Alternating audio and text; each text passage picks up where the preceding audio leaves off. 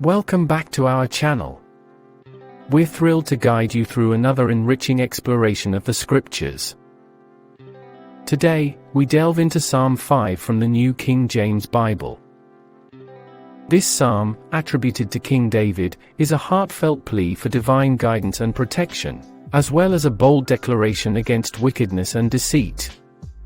It's a beautiful testament to the unwavering faith we should cultivate in the Lord, and the rewards of righteousness. Let's examine each verse in detail. Verse 1-2. Give ear to my words, O Lord, consider my meditation. Give heed to the voice of my cry, my King and my God, for to you I will pray. In these opening verses, David sets the tone with a humble and earnest appeal to God. He implores God to listen to his words, to consider his meditations, and to heed his cries. The language used underscores the intimacy and reverence in David's relationship with God, acknowledging him as both his King and God, and expressing his intent to dedicate his prayers to him. Verse 3.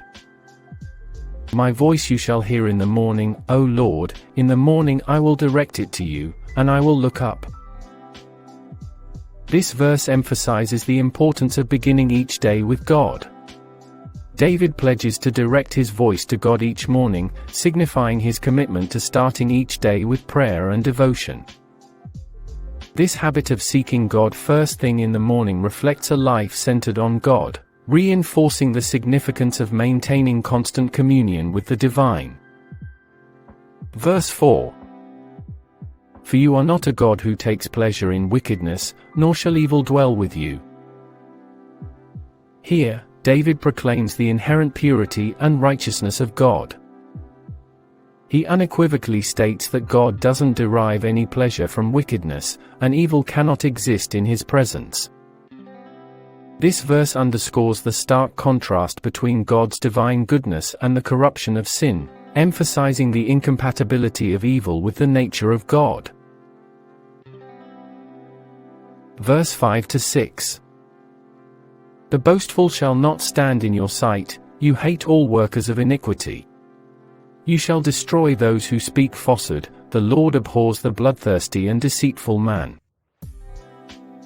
David vividly depicts God's intolerance of sin and deceit. He asserts that the arrogant cannot stand before God, and he detests those who engage in wickedness. He further warns that God will eliminate those who lie, underlining the severe consequences of deceit and violence, and underscoring the divine abhorrence for sin. Verse 7. But as for me, I will come into your house in the multitude of your mercy, in fear of you I will worship toward your holy temple. In contrast to the wicked, David reaffirms his commitment to reverence and respect for God. He asserts his intention to enter God's house, a metaphor for God's presence, driven by God's abundant mercy. His reverence is further highlighted by his declaration to worship towards God's holy temple, emphasizing his devotion and respect for the divine. Verse 8. Lead me, O Lord, in your righteousness because of my enemies, make your way straight before my face. This verse reflects David's dependence on God amidst adversities. He calls upon God to guide him according to his righteousness, recognizing that human wisdom is fallible and insufficient.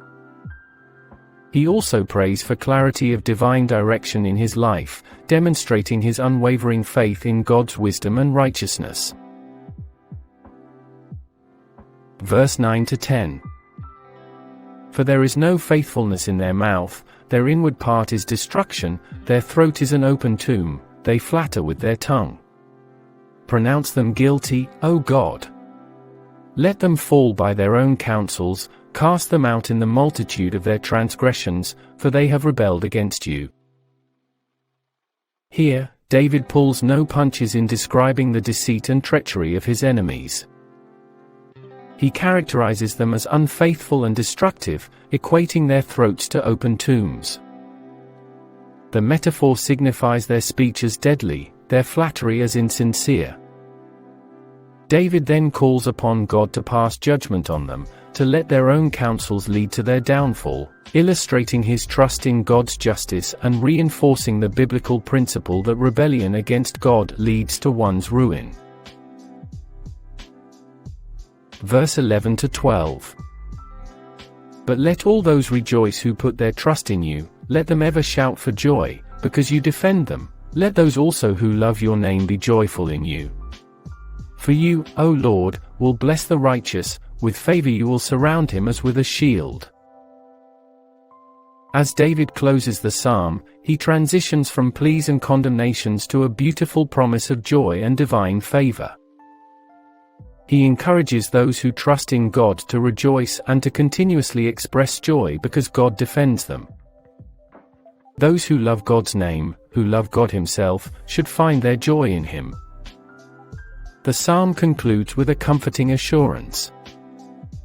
God will bless the righteous, and his favor will act as a protective shield. Psalm 5 is a heartfelt plea from David to God for divine attention, guidance, and protection. It is a bold declaration against wickedness and deceit, reinforcing the stark contrast between God's righteousness and human sinfulness.